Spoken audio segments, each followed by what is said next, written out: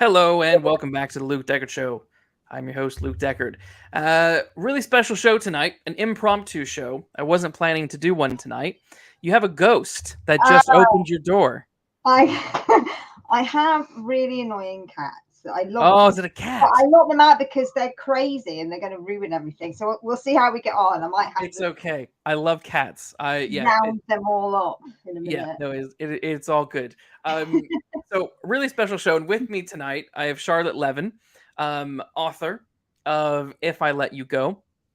Tonight we're going to talk a little bit about your book in a second, but the Yeah. impromptu show tonight was spurred by the bookseller article that just came out that was all about debut authors being in distress because they didn't feel supported in their journey.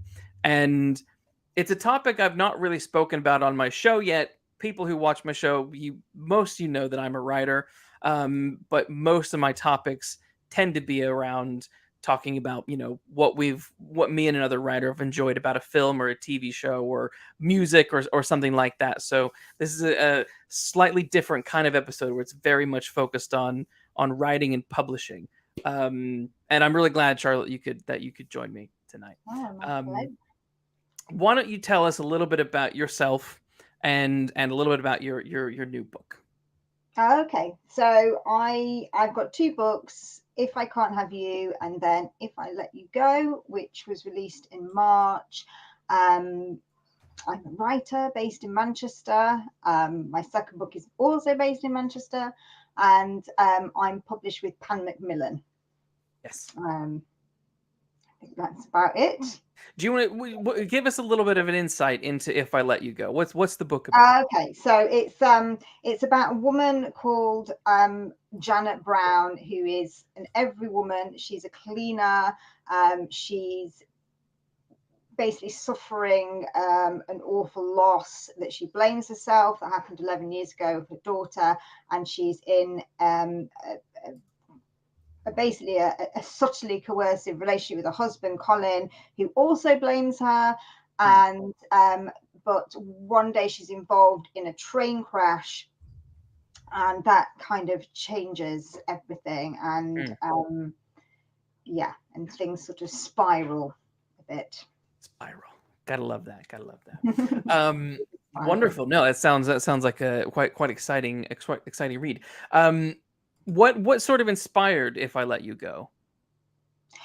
um there's something that happens in which I can't talk about because it's a bit of a twist, and that's Sure, sure, kind of sure. what inspired it, unfortunately. But it's I wanted to write. She's like an older woman. My Mm, first book, she was in her 20s, and I mm. wanted to write an older woman. I wanted to write a character that was based from where I was, and yeah, so it's quite hard. It's one of these books that's annoyingly difficult to talk about because Yeah, what actually happens and is you don't know. yeah. So yes, the inspiration, it came from a particular documentary which I can't mention. Okay, okay.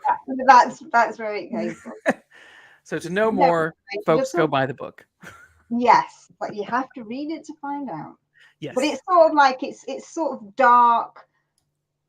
There's humor in there. There's quite a lot of humor, but it's quite dark and emotional, and it's not a thriller, but there's Yeah. a significant amount of suspense. Yeah. Okay. No, it's good. It sounds like a good read to me. Not every book has to be crime fiction or a thriller to be good and exciting. Mm. Um, okay, so let's get on to the topic of the night. The topic of the night. Okay. So let's see if okay, no, cool. So the bookseller came out with an article the other day. Bookseller survey finds debut authors struggle with lack of support. So what I'm interested in at first here is I want to hear a little bit about your reaction to this article. We'll go through the article in a bit more detail and kind of extrapolate bits from it. But Mm. what was your first thought when you read the article?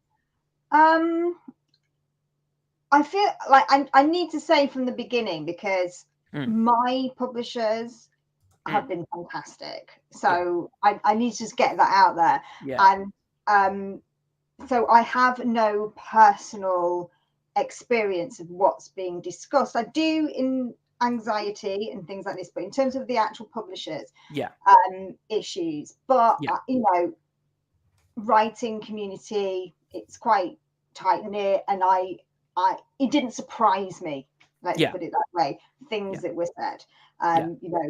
I think we all know there's certain things that certain failings that can happen. I've been incredibly lucky for it not to be me, but I know certain things can happen, and also there was a lot of talk about mental health, and Yeah. even though I had a really lovely experience Mm. being published. Well, saying that, it came out right in the pandemic, so that was a bit like that was weird. Yeah. Um, but it still did affect my mental health Yeah. because it's it's quite a strange thing, and Yeah. it doesn't matter how prepared you think you are for it. Yeah. I don't think you are until it No. happens. I mean, is that your experience with this one? I think so. I mean, it was I sort of, as I read the article the first time, I read it a few times now. As I read it, there were moments where I was like nodding, like yeah, definitely. There were other moments where I was sort of, my head hit the desk, thinking, okay, I don't. What you're saying now sort of sounds a bit dramatic, maybe a bit whiny, and maybe a bit sort of naive. And we've all been. I don't know. I can't say we all, but I was definitely guilty of being naive my first go around. I have some books out there that I really never talk about. I published a good number of historical crime books between sort of 2012 and 2016 ish, Mhm. 17. And it was a very rocky road with those books and with the publisher, and I sort of don't talk about it because it was a bad, not a great experience. I didn't, when I say gain, I don't mean kind of financial gain, but I definitely didn't gain financially. But I didn't gain uh, much from them in terms of career progression within this field. And so there was a bunch of the article that I really resonated with, because I was like, yeah, no, I understand some of these problems.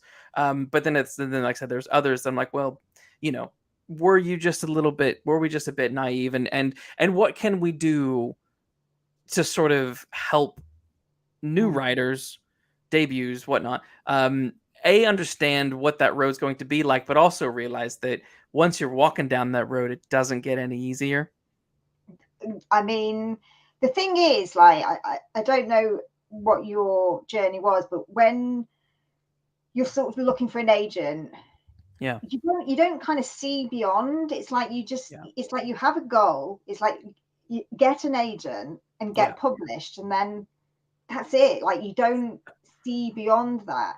yeah, And what I've realized is that I think it gets harder. Like you think that it's all yeah, going to be okay then, and I think that's when it just starts, and then it's like, yeah, oh, this is now really tough. yes, And but I understand people kind of not thinking that way as well, yeah, because I didn't. Maybe yeah. I was just dumb, but No, I didn't either. I know. I definitely wouldn't say like you were dumb or anything like that, or even than I was. I think it's just it's there was another article off the back of this that came out, sort of saying like, "What do you expect?" Yeah. Um, and which was at times it was a little flippant, but at times I kind of agreed. But I suppose that one of the questions is how much influence do you think social media is playing with our understanding now of being a writer, given that unlike any other time in history, social media allows us to connect with individuals. There aren't, like they say, there are no more celebrities, there are no more stars, because Mm, you can know everything about their lives now, whereas before there used to be a kind of a curtain that you couldn't yeah. really see behind, and now we can. Do you think social media has a big part to play in some of this? I suppose it has, but to be honest, I think a lot of authors feel they can't be honest about their experiences. So what you Yeah. see on social media is, I've got a book out, it's all fantastic, everything's great, Yeah. because there's a feeling that, they don't want to rock the boat with their publishers, Yep. or, they want to get another deal.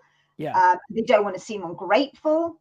Yes. There's that running through constantly, where it's like, we know we're really lucky to be published, and that Mm. people really desperate, as I was at one point, to get published. So Yeah. it's quite, it kind of, I can understand why it sounds like, it just makes you look a bit of an arse, going like, moaning about it, because it's like people's dreams. So I think the problem with social media is, there's kind of an unreal representation Yes. of the whole thing. Yes. Yeah, I agree. I think that is a huge problem with the publishing industry in general, and the personas that we all kind of put out there on social media doesn't it definitely doesn't help. Someone is in the chat saying hello Biffer. Hello, how are you? Thanks for tuning in. So with this article, so they interviewed 108 people, and of that, um yeah, of those who describe negative impact on their mental health, yeah, 47% were published by independent publishers, while 44 were published by the big four, and then the remaining 9 were citing as other. Um, it's interesting that both independent and the big four, Mm. that's a pretty close split Yeah, there. I was surprised by that, because I would have thought independents would have, because they're smaller, it would be more kind of Mm, personal, the whole thing, but obviously yeah. not. It's not my because remind me your publisher again. Your Pat Pan Macmillan. Pan McMillan. That's right. So Pan obviously that's a big hitter. Mm. I my stuff is through indie, and it's yeah, they're really in my experience there wasn't a lot of communication. There wasn't a lot of a lot of what was in this article. I sort of resonated with that, because you do sort of think, oh great, cool, this is it's a small press, you'll have more access, more communication, but actually it was really sparse. I think That it really wasn't. surprises me, to be honest, because I just never thought. Yeah. I don't know. I imagined it the other way round. Yeah. Yeah. um but yeah, so it is interesting, though. It is interesting. So okay, so the article kind of dives in, and there are some interesting quotes in here. And this one I underlined. It says one respondent noted that they've been says I've been exhausted and anxious since about 2 months before publication until now, about a year on, and that they've developed quite severe anxiety, for which they're now taking medication. Another person said that it's taken them a long time to reconcile the train wreck of my debut, and I had to work hard to recover from it, both professionally and Mm. mentally. I mean, what do you think publishers reading this? I mean, Mm. what do you think they need to be taking away? I mean, some of it, it's hard to say, isn't it? Because, like someone like me who Yeah. just has anxiety, I, Mm, I suffer severely with anxiety. So yeah. a big change like this is just going to trigger it. Do you know what I mean? And I can't, my editor is so communicative. Yeah. He's lovely. He's never not replying to an email. Like, Yeah. I'm really lucky. But I still was anxious. Yes. So, it's hard to say. These are like snippets of things, aren't they? Yeah. I think, like, from some of the things I said, I think some of the anxiety from piecing together things in the article seems to Mm, come from a kind of lack of communication, yeah. and expectation. Like, I think it would really help if people knew what was expected of them, and Mm, their, the sales, yeah. because you don't really know, like, what's good, what's bad. You Yeah. don't really know what they had in mind. Yeah. Um, I mean, you kind of get a feeling when it's good, Yeah. but it's so I don't know. I think the thing is, like, as writers, we literally make up stories for a living. So if there's big gaps where there's no kind of information passed on or communication, we're Mm. gonna fill it in with worst case scenarios that are gonna make us feel not great. Yeah, yeah. I think that was and this at this initial bit here. I was definitely feeling like, yeah, the one of the big things that seemed here is communication was not great Mm. for some of these people. And I, I'm not going to name names, but I know people who are with other publishers and bigger publishers, and communication isn't great sometimes, even there. And I think it's kind of, I think it's such a weird thing, because I think it kind of, again, if we think back to social media, what we see on there is, oh, I'm having champagne with my agent today, having lunch, blah, blah, blah. And so it paints this picture of, it's quite lovely and nice and all that kind of stuff, when in reality, it's for a clearly a significant chunk of people that isn't the reality. Mm. um I and mean, I you think, go on. sorry, No, no, carry on. interrupted. No, I was just going to say that I think pub, the staff in publishers are Mm, also incredibly busy. Everyone is just like incredibly busy and stretched, I think. yes, yes, yes. Um, so I don't think it's personal. I think it's I don't think it's personal at all either. I agree. I think it's I kind of want to say bad business or bad management. I think if you're not communicating well, if you're not expressing, uh, clearly the outcomes, the goals, the objectives of you, the publisher, what you want for this book to the author, then I think that can cause. I think mm, that can is just sort of just really really bad management, and it's something that I think really should be addressed, both an independent and with mm, the big four, since people are complaining from both camps. But it's interesting what you said there about it not being personal, about there being a lot of work on, because I did note on Twitter today, there was one particular individual who was tweeting that they really wish publishers would hire more people, um yeah, I saw because that. Yeah, did you see that as well? Yes. Okay, yeah. I saw that. That was such a weird, coincidence to have that see that tweet Mm, in light, mm, in light of this, because the whole thing is like, it's not okay for colleagues and authors, and you're trying to, communicate, and you're getting nowhere. Um, so it does seem to be that there's. I wonder if how do you change the culture? that's the $1 million question, isn't it? That I don't know. That I Yeah. don't know. I did with somebody. I saw a tweet last week or something. It just with the idea of Mm.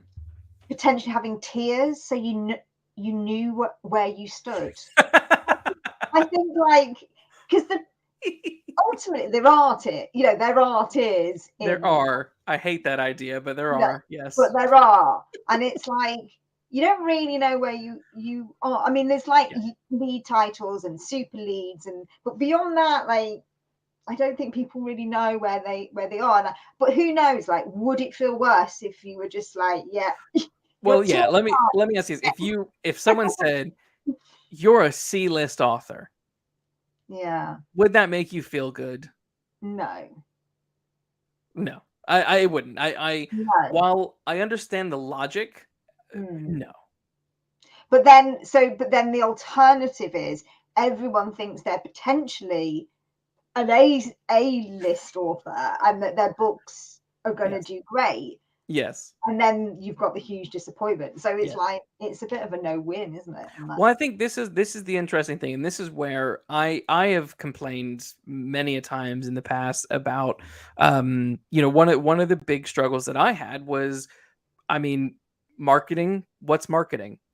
You know, zero zero marketing with some of my books, and one in particular was actually quite surprising because I had written a biography on Arthur Conan Doyle for a school in Hindhead, and I mean this is such a long time ago now. I don't really care from if anyone from this is from that time is listening, because it was a really quite terrible experience. Like I had written this book for this school, and it came out, and they had copies at the school, which was quite nice. But there was all these talks of like, oh, we're going to elevate your author profile for my publisher, and I was like, I don't know what the fuck that means. Sure, okay. And but then there was zero publicity. There was zero like, oh, the school didn't say, hey, you've written the biography for this school. Do you want to come talk about the book? To literally none of that. It was the most bizarre situation ever. And I remember even in terms like the monetary side, like I think the person who formatted the book ended up getting paid more than I got. They got a bigger, and I was just like, what is going on? I spent a year reading, writing, and researching this book, and you don't no one seems to care. And that, so that was it's odd. And I think this is the thing. It's like, and this was book 1, 2, 3, 4, 5, like 6, I think, of mine. It's like it doesn't necessarily get easier. No, definitely not. I think also there's like I think it's the weird business because books are a product. Yeah. Like a tin of beans. Yes. But they come from individual souls. Yes. Do you know what I mean? So it's Yeah. like it doesn't kind of match, does it? Because it's still going to be just something they need to sell and they want to sell. Yeah. But behind that, the Heinz aren't like freaking out about how each tin's doing. Yeah. Do you know what I mean? It's just so I think it's very weird in that way. And I don't know. I don't know answers. Is it that publishers are, because this is a tricky one. I was thinking about this today, and I don't have the answer to this, but is it that publishers are they producing too much? And is it that they produce so much stuff, so therefore they can only devote the real resources to a small handful of people, and everyone else, it's like, if something takes off, great, we'll come back to you if it does. And is that part of the problem? I mean, I don't. Do we know any statistics on how many more books are published now to 20 years ago, or? I don't know. Because it does feel like there's an awful lot of books. And I don't, you see, this is the thing. It's like, if I've got my own business, like, well, Yeah. part of the business, a small business, and it's like my business partner, who's also my best friend, it's when I talk to him about things and about how publishing, he doesn't understand, because it's like, well, but if they've bought a book, then why wouldn't they? It's like, it doesn't kind of fit into normal business thinking. So I don't really know what the reason is, or well, that is the weird thing, because this is slightly different to a tin of beans. While I totally get the comparison, it's like, well, yeah, but you are buying this particular unique story.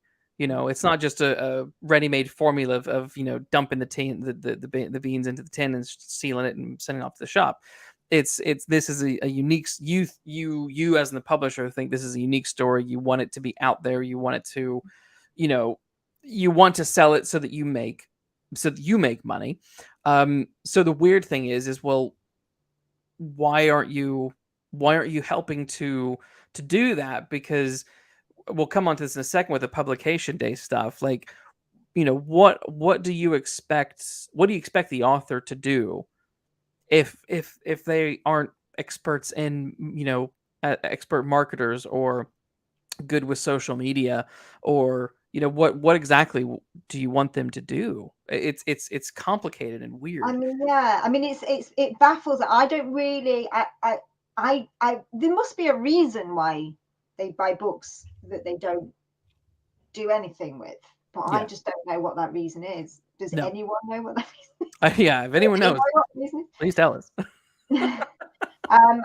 I just I don't really understand it Mm-mm, mm-mm, um, no. at all. No.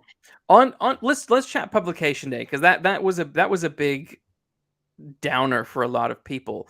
Mm, Let's share publication day experiences.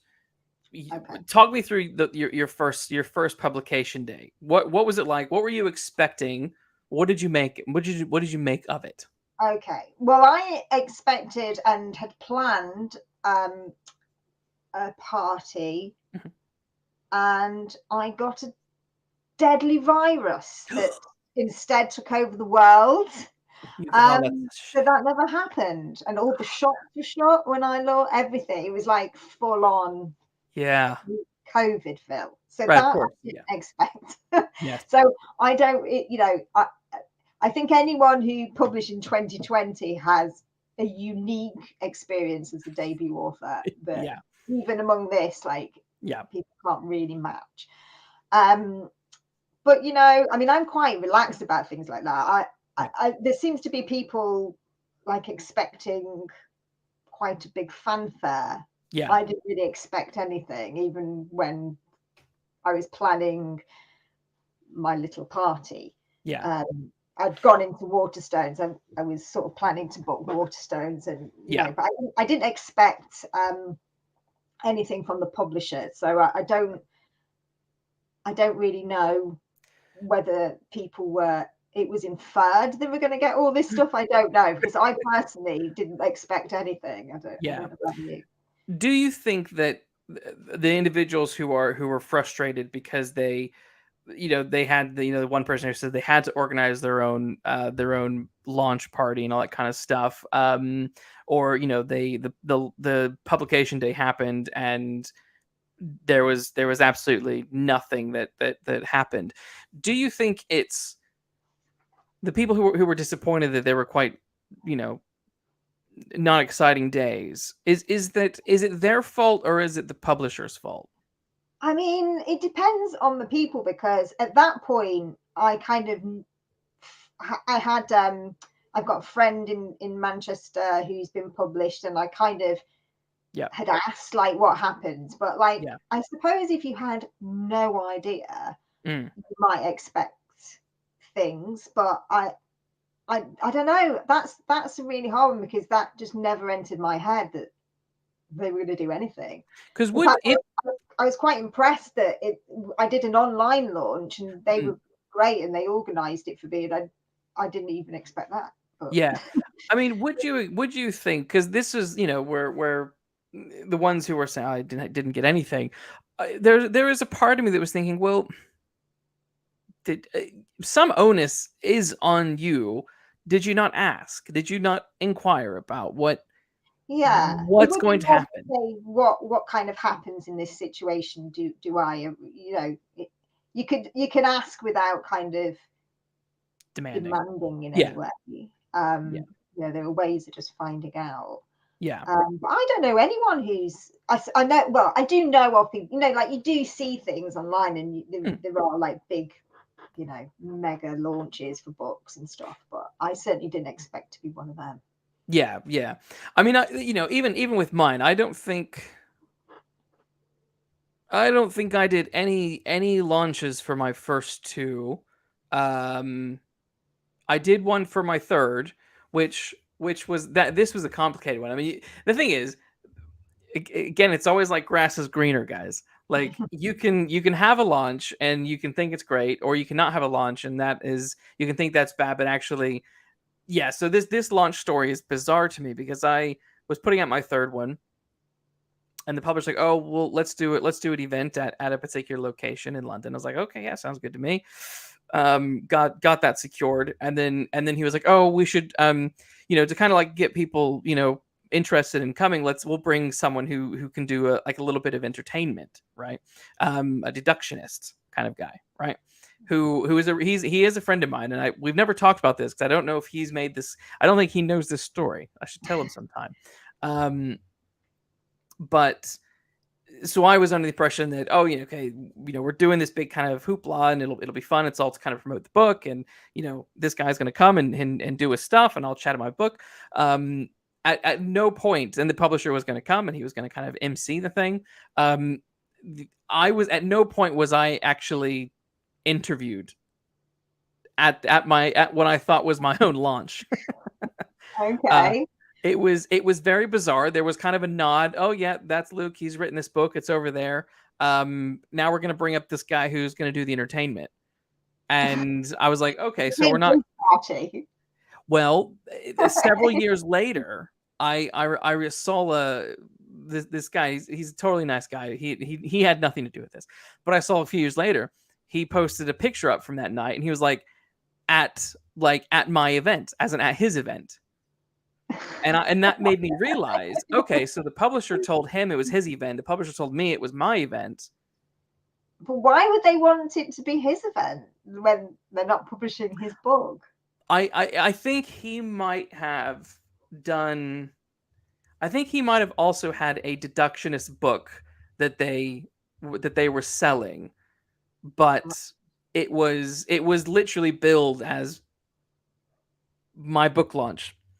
So that's what was so strange to me. So it's like, there are weird things that happen in this industry. Yeah.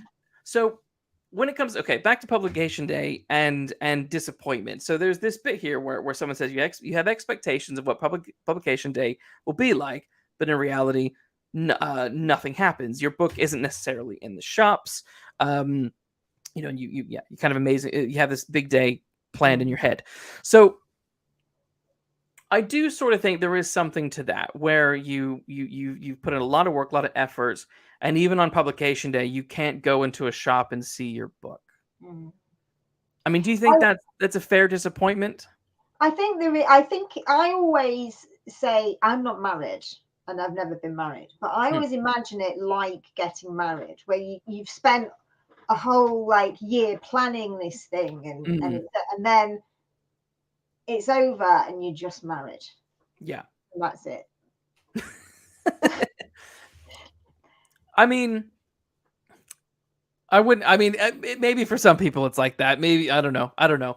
It's not my experience. It doesn't feel like it's just, but we didn't have a big wedding. We had a really chilled small wedding, which, maybe that's what you do. But again, we organized it ourselves, but it was really chilled, really small. Maybe it's just up to the authors. Do your own small events. Don't worry about the big pomp and circumstance. I think it's because it's like, I do understand to a degree, because this isn't just like a night. It's a lead up, isn't it, of writing the book, getting an agent, getting a deal, there's a lot of build up of your dreams, and then the actual launch itself is it doesn't live up to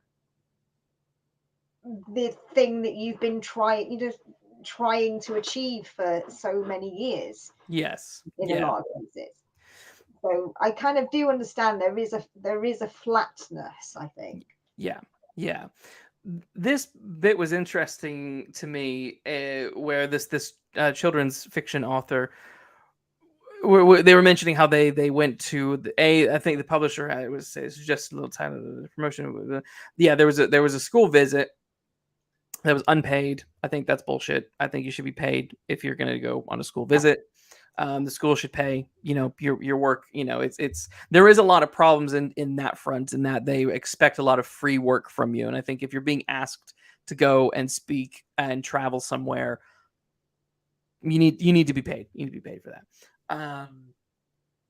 But this author mentions here that nobody from the publisher accompanied them to this school trip, and that they had no guidance on what to include.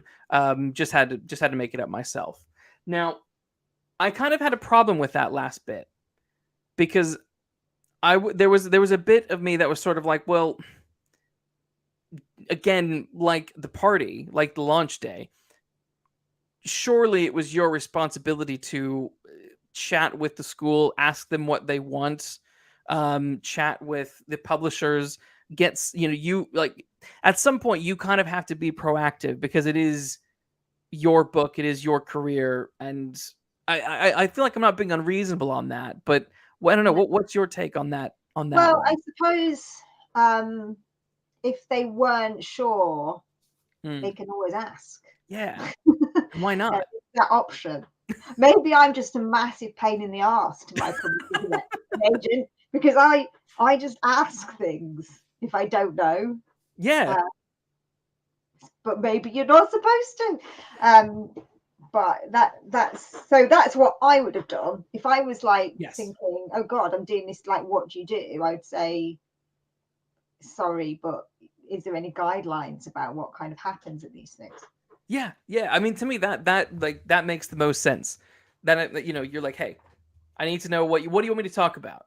You're asking me to come. What do you want me to talk about? What do you want? What are the age demographic? It's something like there were bits throughout this article that there were bits where I'm just like, this is just, I feel like you're just complaining because you wanted, like, I don't know, I'm picturing like some kind of like Hollywood movie where you're surrounded by all these people who are preparing everything for you, and you know yeah, and I'm just like, it's not like that. You need to do some stuff. You need to do a lot yourself, because you aren't employed by the publisher.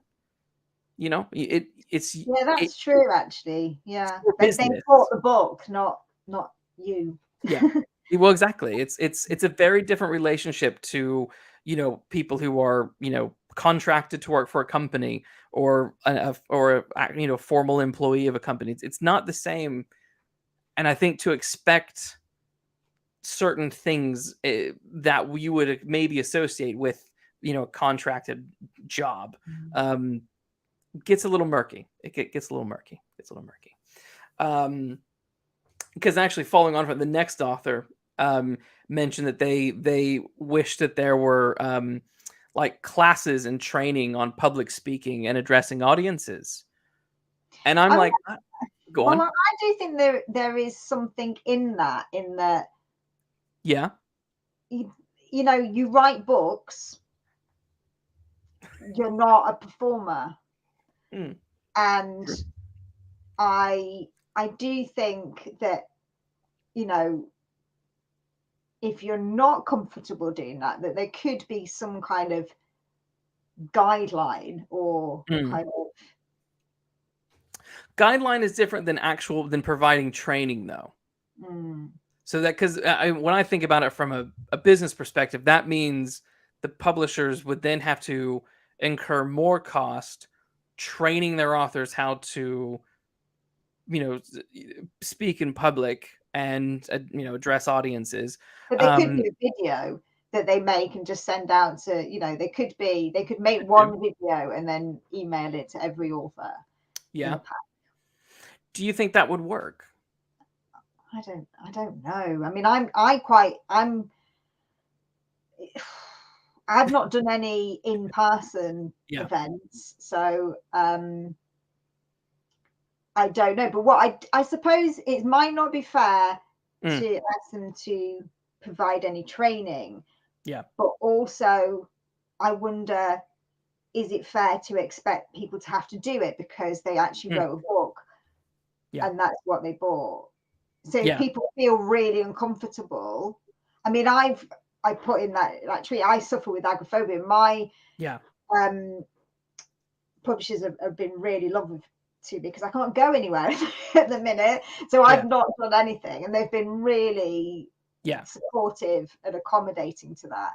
Yeah. I don't know, beyond my experience, but like, should people be forced to do things they feel uncomfortable with? I don't know. Mm, Is that part of it? Is it fair to say you've written a book and it's part of it to mm. do events? I don't know. Yeah. Well, I think what was interesting about this bit is I didn't get the impression that any of these people were being, forced to do them. I think it seemed like they were presented with events, and they accepted the event. And again, it's like, well, as you're doing with your publisher, you're communicating with them. You're letting them know what you're comfortable with and what you're not comfortable with. Mm. I would have assumed, potentially the same with these individuals. If you're going to do something, you know, you ask them, see what's available, or maybe seek out help yourself. Like, Did as you in, go do? on. I mean, I presume all publishers are the same, because my publishers, like the PR people who Yeah, this would be in the realm of, yeah, usually give a form and say, what are you, you do yeah, say what you're comfortable doing and not doing. So yeah, yeah. that should have been declared, really. That's true. And if it was declared, then you're also sort of thinking, well, what's you know, if you said on a piece of paper, yes, I'm happy to do these things, but then you're like, wait a minute, you didn't give me any training.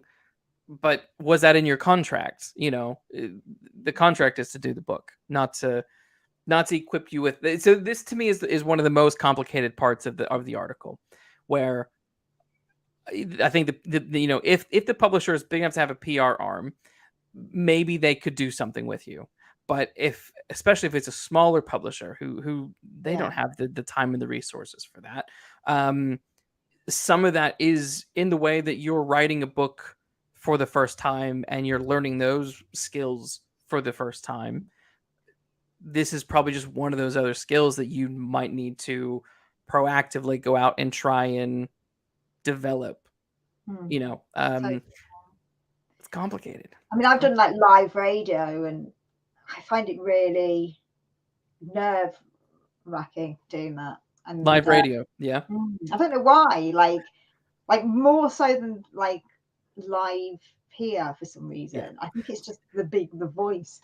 yes, Um, I but it gets easier. yes, The first time was like horrific, and then it does get easier. yes, But yeah, I mean, if you want to do that, then it's like you either do it or you don't do it, isn't it? yeah, Really. yeah, That's yeah. the choice. Because then this last bit in the publication day bit was you have another author who was saying that they remember crying as I didn't know how to make good author videos, and I didn't have the right tech training. Now this I had a slightly different vibe to this complaint, because I do know that a lot of publishers really want their authors on social media, on TikTok, on Facebook, on Instagram, you know, marketing themselves, making content. It's a lot. And A, it chips into your writing time. And B, you're probably developing one, two, or three skills that you don't have. Yeah, I am absolutely rubbish technically. Mm, Uh, so that I understand this person, same. as I don't know what I'm doing. Yeah. And this was the one thing I thought, you know what?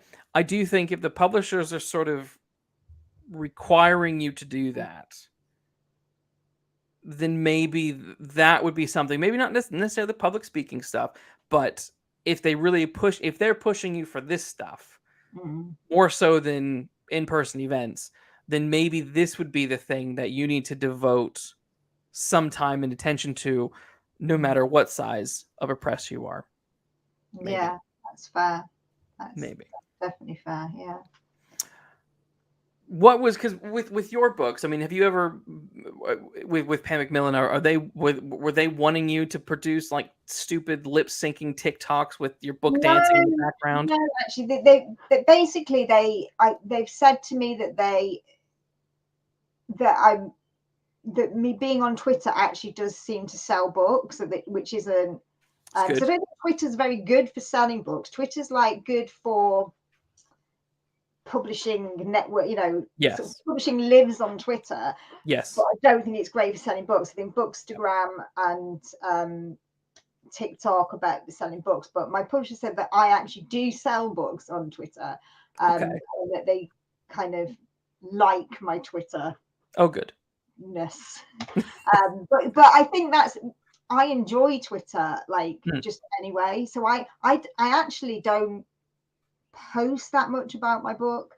I Hmm. mean, I do like when it comes out, but I'm not one of these accounts that just does book stuff. And I Yes. think that goes in my favor because I do other nonsense and then the Yeah. occasional book. Yeah. Yeah. So the people are pissed off with me basically. I think that's actually the good way to do social media. I'm not a fan of my Instagram is like random photos that I take when I'm out and about, and my TikTok is a dead zone. I barely Fine. I tried it really hard about a year ago, and it just wasn't going anywhere. And so I just gave up because I don't care. I don't care. No, it's fine. But Twitter, I think, yeah, Twitter is a good one, and I think the way you do Twitter in terms of you're not it's not every day that you're constantly tweeting about a book, your book, and stuff like that. Authors who do that, it becomes exhausting, Yeah. and often goes on the mute button, gets muted. Exactly. I don't think it helps at all. So I mean, I actually rarely, if when people post about my book, Yeah. tag me, I retweet it, and Yes. I do the occasional post, but I post about other silly stuff far Yes. more than I do about my book. Yes. Oh yeah, yeah. And because it's like we were saying earlier. It's that there are no more celebrities. It's people are engaging with you, Mm. right? They're getting to know you, and therefore they like you, and then want to read your book because they like your personality that you present on Twitter, which one hopes is your actual person, your actual one's actual Now, personality. I am quite filter free, so it is pretty Yes. much what you get with me. Yeah, Otherwise, yeah. I've tried to give myself a slight filter on Twitter, but I don't do a good job. I don't do a good job. Yeah. Um, okay, so communication was the next big thing. They were, one person saying, I expected the author publisher relationship to feel like a business partnership. Instead, it felt like a parent child relationship with a lot of gaslighting and fake conversations. That was interesting to me because that doesn't sound like your experience. no, my editor, I am so lucky because, like, even my agent said that this is more than any other publishing relationship that she's Mhm. sort of had. He has involved me in the whole process, and Yeah, I speak up and say, like, I don't like that, or I don't, and it's like I feel listened to. Like, a lot of the times it's like, no, that's not a good idea, or mm, we're overriding that, that's fine, but I feel like my voice is relevant to the conversation, mm, which I know I am incredibly lucky about, because I know that's not the experience that some other people have. And yeah, but then I wonder, should that be that I'm lucky, or should that just be how it should be? yeah, yeah, um, but I have had a great experience in that respect. yeah. My editor's brilliant. Yeah, yeah. It is a real tricky one because we hear the horror stories like this, and they do exist. And I mean, in certain instances, if there was something I needed or something, I would get some clarity on things. Um, communication was communication wasn't the biggest problem, at least for me.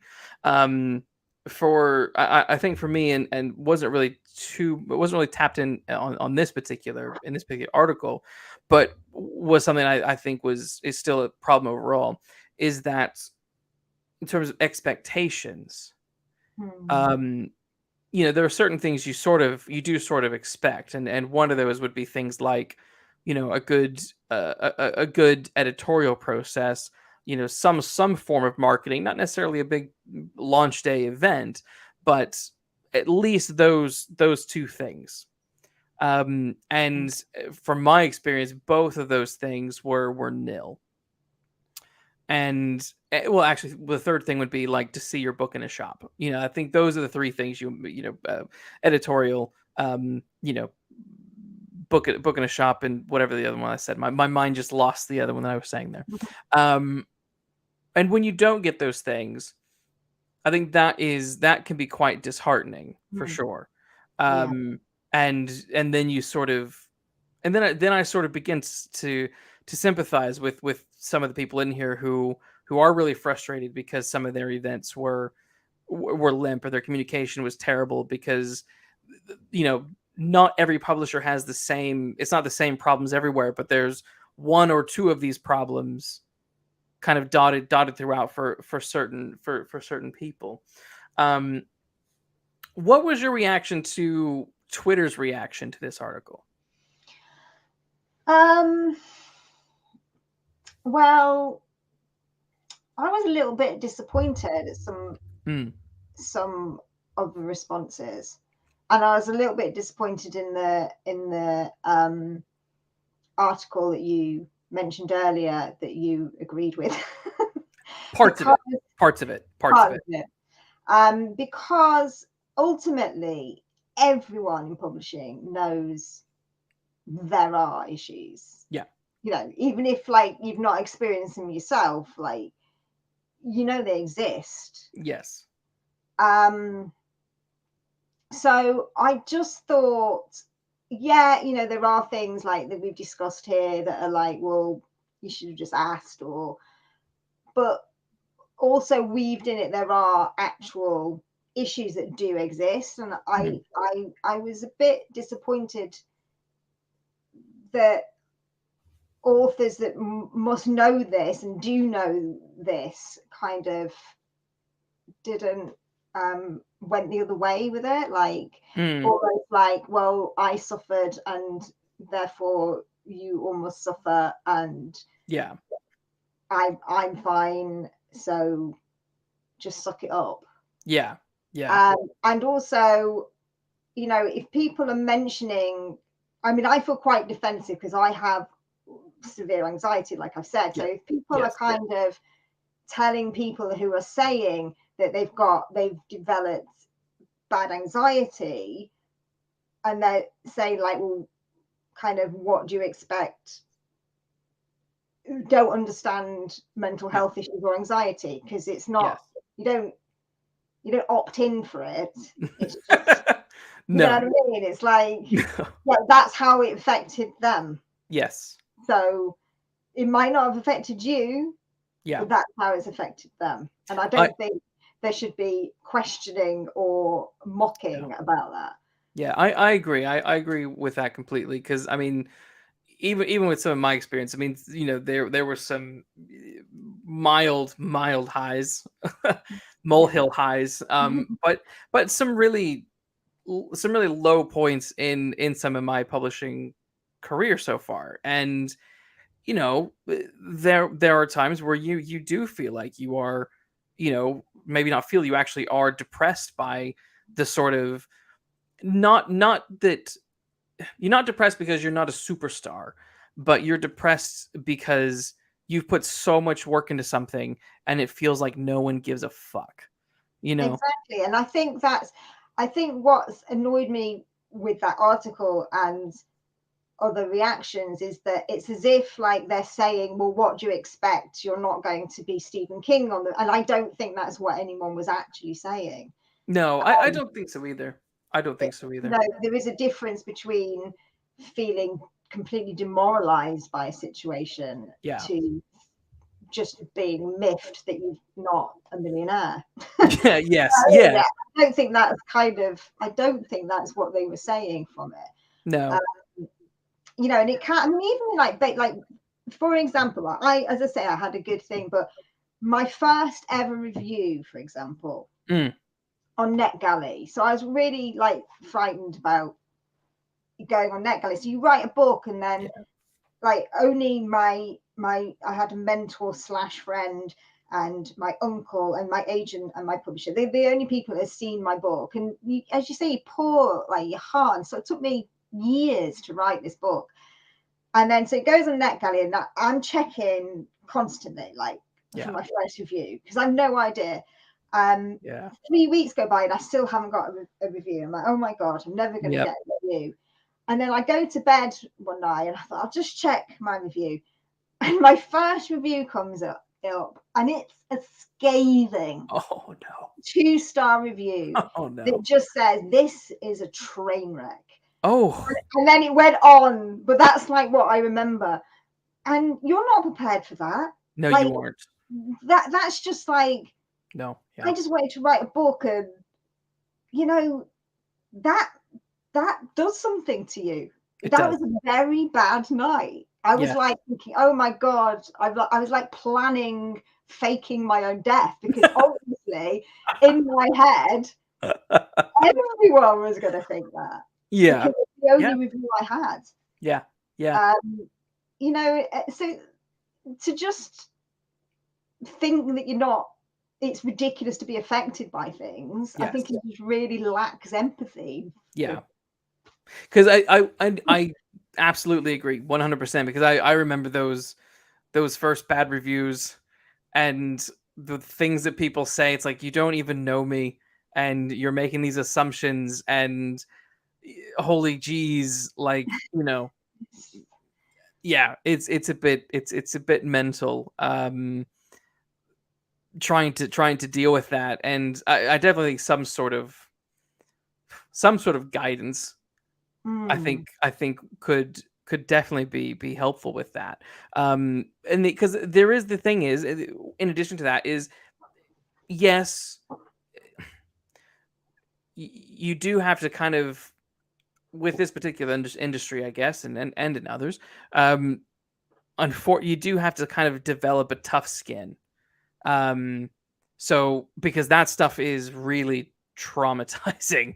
Uh, people don't talk about it a lot, but you know those bad reviews, they really get to us because most authors, most creatives, have that sort of, it's coming from a place of love. You're trashing on someone's what to them was probably hard work.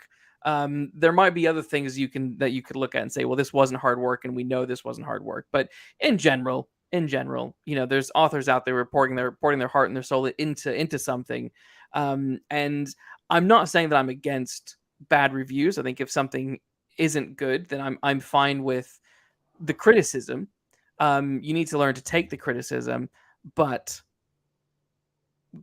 a million caveats with this in terms of publishers should really kind of give you some training. I mean, I know, like, nowadays, like, companies like Disney and stuff like that, like, they warn people before they announce a film, hey, everyone on social media is going to come after you when we announce this movie, so get ready and maybe just get off social media.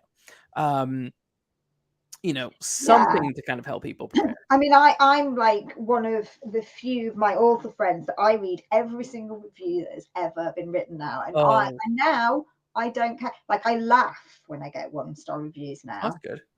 It's like, whatever. That's good. But I it mean, took me hey, time to get there. And I know a lot of people don't, you've got to yeah. do what works for you. For me, it was like I just went through the pain to be desensitized. Um, but a lot of people just don't want to read them. Yes. But again, it's a bit like the tin of bean things, because, like, you can go on somebody's you can get a terrible review on Amazon, and if you click on the person doing it, they've given like 1 star, this is like terrible, and then they've given 5 stars to a set of tea towels. You know what I mean? It's like there's a disconnect, that there's a Yes. human being like Yes. hanging on, kind Yes. of, that this means something to. Yes. Um, Yes. Yeah. There's something about the reviews are always tricky, especially when they're from the general public. mm, Like I said, a lot of times we might be chatting about films or something like that on here.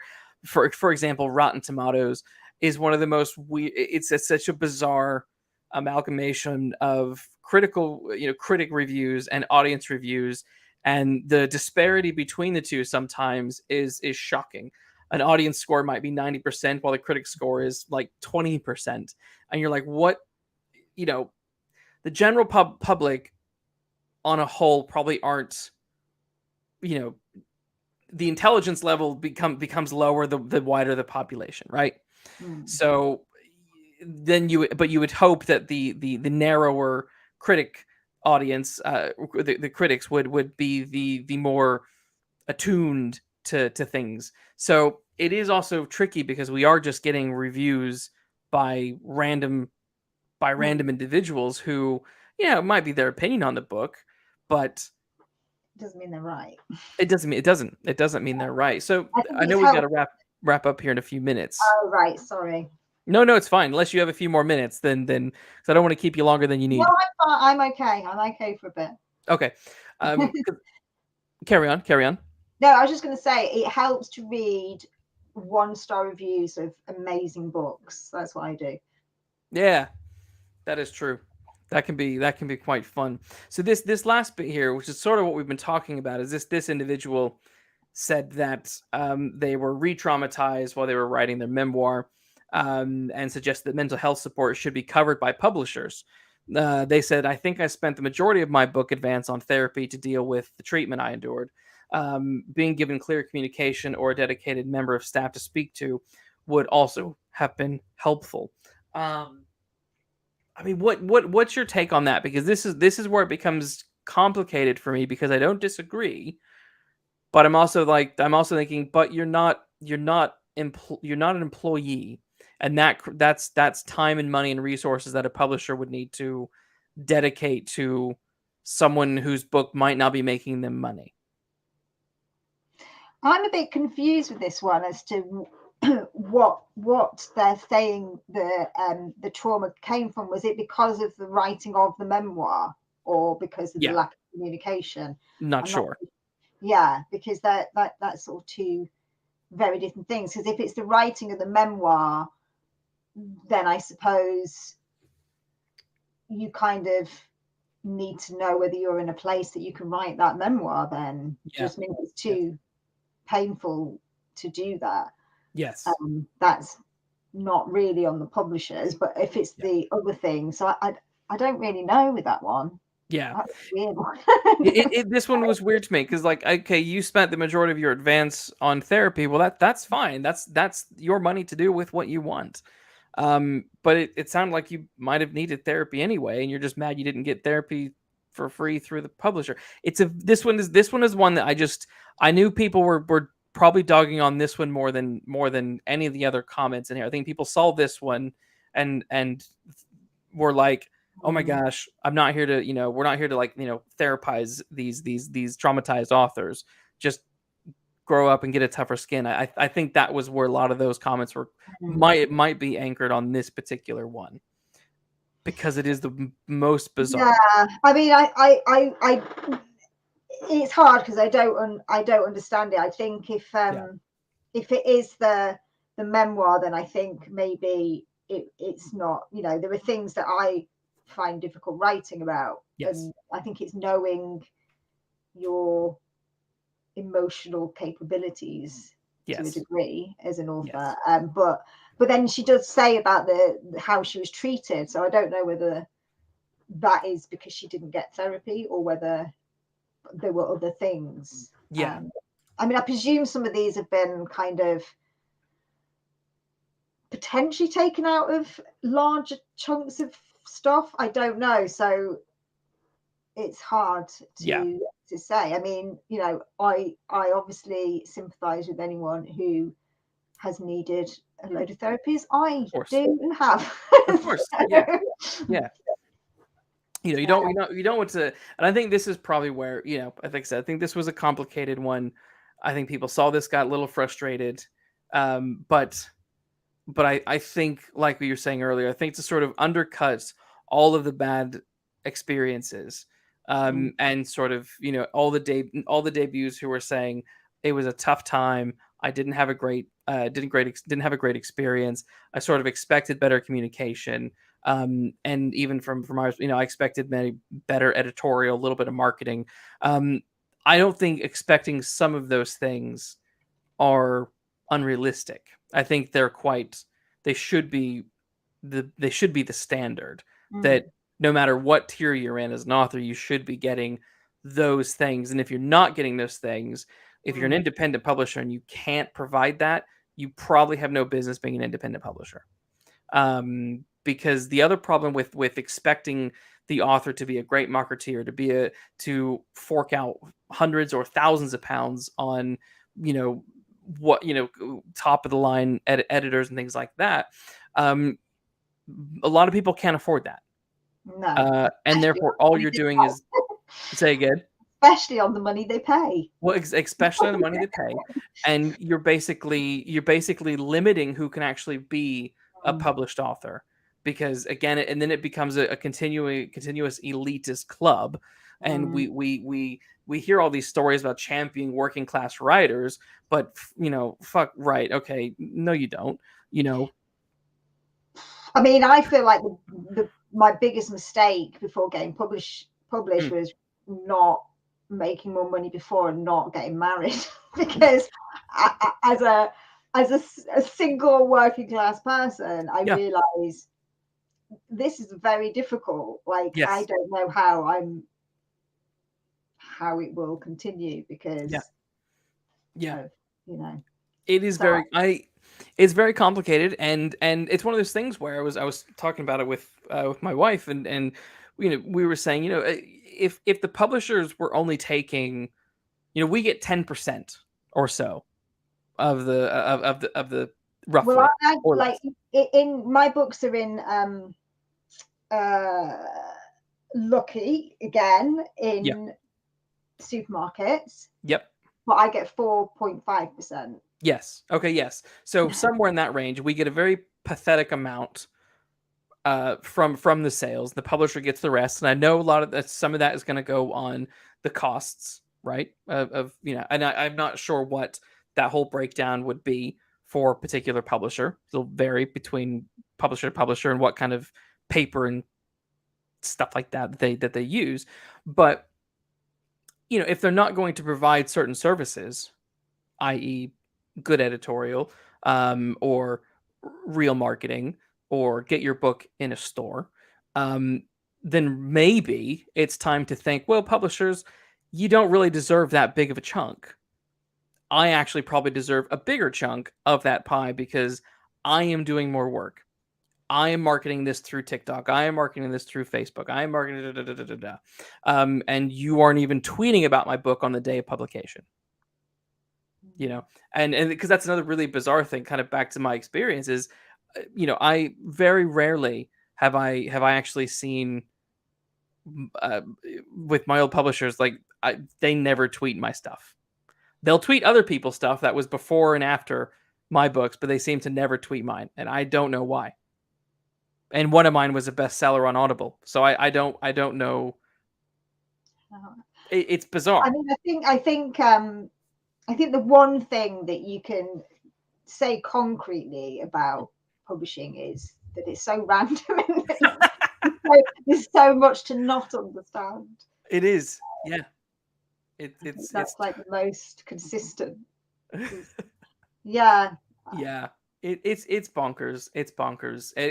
It's a weird profession. It's if, again, with the wages being so low and the publisher getting so much of it, it's you sort of, I mean, what was the Society of Authors released that article, that the findings, what, late last year, early this year, where the average salary or the average income for your author is 7,000 a year. That includes the big hitters. That includes your J.K. Rowlings and your others who are raking it in. Your stupid, I don't know your opinion on this, but I cannot stand celebrity authors. I cannot stand it. I think that is just an insult and should not be allowed. Shouldn't be allowed. Just drives me nuts. But that 7 grand includes people like that. I would love to see the graph without those people involved, Mm. because it's going to be probably in the hundreds. Yeah. You know. Yeah. I know. I know. I mean, it's such a this. I mean, it's so big. The things to talk, like what you Yeah. said about, diversity and working class authors and stuff. But Yeah. then, how can that actually be? Yeah. um, it's it's flabbergasting, really. But Mm. I don't know. I don't know. I mean, do you think Mm. anything will ever? Do you think it will ever morph into a slightly different Yeah. model? I think it's morphing now, and I think that morphing is self-publishing. Mm, Because more and more now, self-publishing is, there are still a lot of bad self-published books, but there are a lot of bad traditionally published books. Really bad, on both sides. So it's, it's about, I really think there are more people on the self-publishing side who are, they're putting all the work into it. They're formatting the books, they're editing the books, they're paying for the cover design, um, and they are in return making more money Mm, than traditionally published. And there is still some stigma, and there is still a sort of, you can't come into our club because you're traditionally, this is a trad, group, and you're a self-publishing group. But I do think that is that will be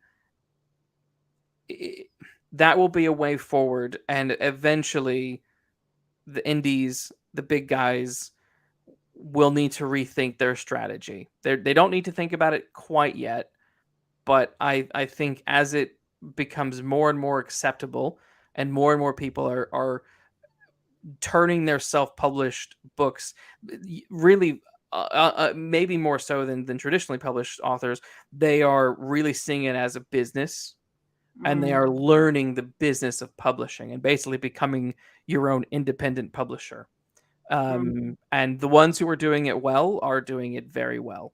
And I think there is potential room for that to explode and rival some of this stuff, and give people an actual chance to earn something from their work. How will people, because I totally hear what you're saying, but what I don't, because there's already so many books, how do you think readers,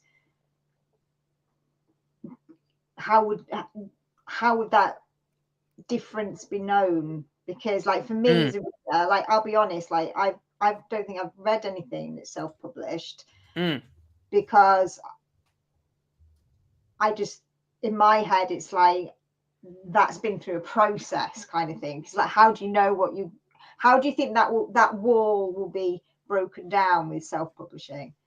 Well, I think, so some people who do it really well would be someone like, what's his name? Is it Mark Dawson, who's a crime writer. All I he's didn't know he nothing. was, I didn't know he was self-published. He's all self-published. That's Right. the thing. There are Yeah. people who are self-published who, the quality, the basic look of these self-published books are getting up there, to the point where you can't actually tell the difference. Um, the What's his face, Lawrence Block, who is a famous American crime writer, he's turned to self-publishing. Brian Sanderson, who is a massive, super incredibly big, fantasy author, he recently did a self-publishing book. What did he raise? Oh, so he's massive, but let me see. I can kind of understand it, like if you've got to a certain stage where you know everyone's got to buy your book, it kind of, I get that, Yes. because you're keeping so much more of the money. Yes, It's but like a Mark bit, Dawson wasn't the same. Mark was traditionally published, didn't make a lot, and thought, I can do it better on my own, and make it comparable. And then he made his name really through his self-published works. And there are ways to do it, and the tricky side is, the difficult side is, part of the marketing. You can buy ads. You have to buy ads on Facebook and Amazon and places like that. But you also need to sort of engage with the TikTok, the Instagram, the Facebook audiences, um, because those really are ways of generating you know new readers. Even things like this little show. If my show ever takes off, then it could be a really good avenue of pushing people towards future books and things like that. So it's kind of a multimedia thing that one would potentially have to master. But as time progresses, and as all of this stuff becomes more routine in everyone's day to day. I mean, I'm an 80s kid, so I remember time before internet. you know, it's more difficult for people like me at times to do certain things because I'm an old man. Not as old as me. I remember, well, no, I don't. I was going to say before telephones, but I remember when there was 3 channels or however many. Yeah, yeah. Biffer in the chat says he knows a guy with 400K YouTube followers selling books to his subscribers. That's a huge audience, Yeah, and yeah. so we're sitting here worried because, oh well, the publishers aren't marketing. There are basically, it's frustrating, and you want them to market your book because they bought your book and you want it, but if they're not going to do it, I feel like enough people will just go and do it themselves. Because it really is becoming much easier to produce quality stuff that way. Yeah, I don't know. Yeah, is that what the route you're thinking of? Well, I don't know. I have a friend, a really good friend of mine. He is doing that route with his next book. He's traditionally published, has a new book. It's a really really good thriller. That for one reason or another hasn't been ticking the boxes for agents and publishers. And he's self-publishing it. I think he's going to come out this year. And it's like, yeah, I mean, there really is nothing stopping us from doing something like that. And there are other authors who are doing hybrid stuff now, which means some authors are traditionally published, but they also might do some self-publishing on the side. So it's there's a lot of stuff. There's a lot of hurdles to get over, and there's a lot of catching up that traditional publishers and indie publishers need to do to combat some of these issues, but also embrace the changing landscape.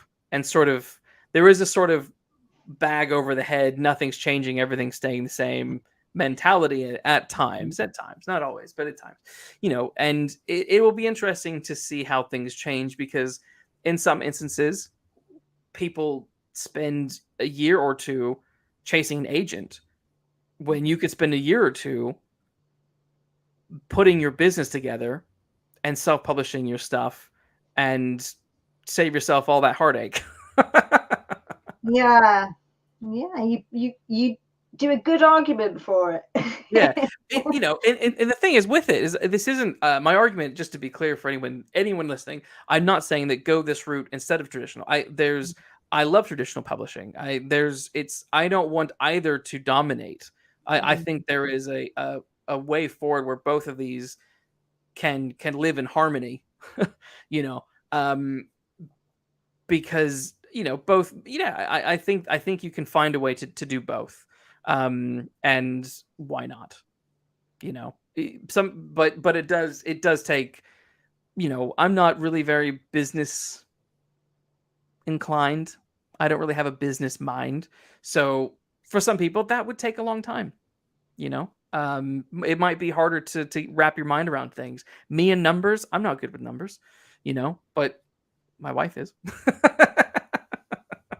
Team, exactly.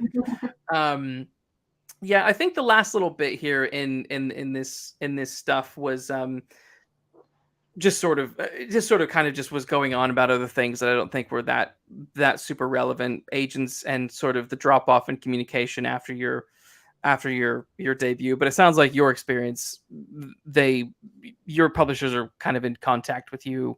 And yeah, oh yeah, and my agent.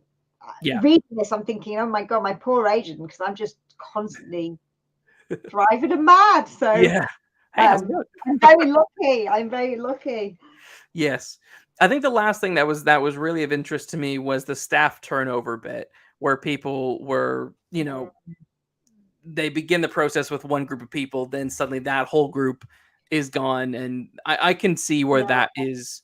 That is really hard. I know a few people actually that I think they call it having their book orphaned, because when an editor takes on a book, obviously they loved that book and they put it to acquisitions, and they wanted to have the book, and then sometimes those editors leave, and Yeah. then somebody who doesn't love the book, who's just taken over the book, becomes an editor, and I can understand that being really difficult. Yeah. Yeah. It can. It can. And I suppose in the bit above where they were talking about post post publication, there were some instances where, you know, people were sort of just the communication died, and no books were ever republished or published with them. And those again, these are all things that as I was reading it, I was like, these are things that I think are justifiable, to be frustrated and disappointed and hurt by. And I think, like you were saying earlier, the reaction on Twitter focused on one or two things that were the most sort of complaining and whiny, where it's like, Mm, actually there is a lot of stuff in here that is, I think, worth being upset about, and worth us talking about, and thinking of ways of moving forward, and trying to perfect the business model, so that authors who, yes, as I've been saying, yeah, we're not employed by the publishers, but we are still, it is still a business partnership, as one person in the article said. And so you sort of you would expect some better mm, communication, better understanding, a better roadmap for your book. And the tiered thing, I don't like the tiered idea, but mm, but a publisher laying out the idea of what the road for your book is going to be, what they project the sales of that kind of book, you know, will be, that can help manage everyone's expectations. I Um, think that yeah, would reduce a lot of anxiety in I think so. authors.